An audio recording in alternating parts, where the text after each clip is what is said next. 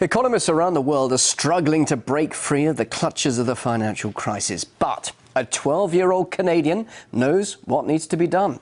Victoria Grant took the internet by storm overnight after a video of her slamming Canada's banks for robbing the people went viral.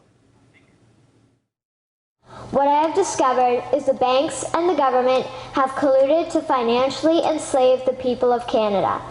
When a bank gives you a mortgage, which literally means a death pledge or a loan, they don't actually give you money. They click a key on a computer and generate the fake money out of thin air. It has become painfully obvious, even for me, a 12-year-old Canadian, that we are being defrauded and robbed by the banking system and a complicit government. What will we do to stop this crime? Well, we've got internet sensation Victoria Grant and her mother, Marcia Grant, on the line from Canada right now. So, Victoria, I watched all of your speeches, quite long, so can you just very briefly tell us what's been bothering you about Canada's banking system? Well, what's been bothering me is that our government has been borrowing money from private banks and putting us into debt. And they're not doing anything about this. So they're just standing by and watching the private banks make us pay compounded interest. Well, clearly you understand what's happening there in your country. Do you have any solutions for the world's economic problems?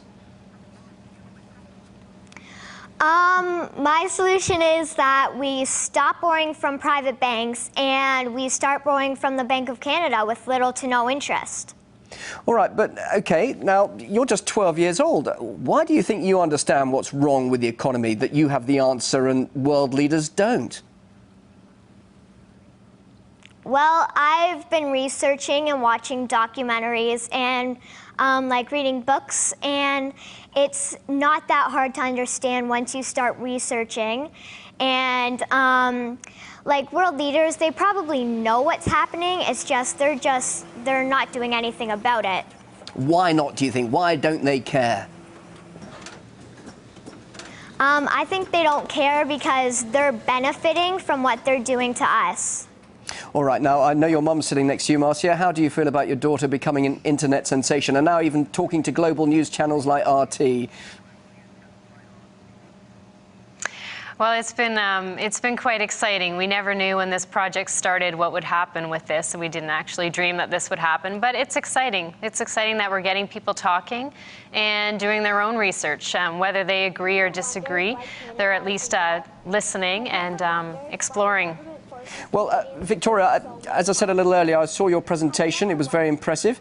I suppose a lot of people ask you this question. Did you really come up with all these ideas yourself? Me and my dad have been watching documentaries, so I'd be taking notes and then, you know, like we'd write it down and then we put it into my speech. So this is the sort of thing you've been discussing.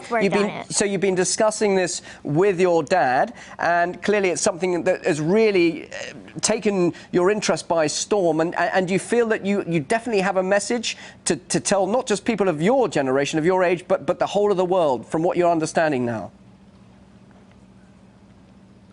Yeah. All right. Now, thousands, of course, people around the world will have seen you explaining what's wrong. What about you yourself? Your mum's obviously pretty excited by all of this, but what about the attention on you now? It's been amazing. I like that so many people are watching it because they can get information on what's happening and they can try and tell other people about it. But some people of your age might say economics, finance, all boring, isn't it? Yeah, probably. But what do you say to them? That's actually important for our lives? Well, it's important because if something really bad happens, you know, like we could grow up like living with just like one meal a day if this keeps getting worse. What about then when you grow up? What are your ambitions? Do you want to be an economist? Do you want to be a prime minister? Well, I want to be an interior designer, but I'm definitely going to keep studying monetary reform. So you're going to be interior designer. So you're creative as well as having a financial mind as well. Well, we wish you the best of luck in your career. Thank you very much indeed, Victoria Grant, and also mother Marcia Grant, joining us live there in Canada. Thank you.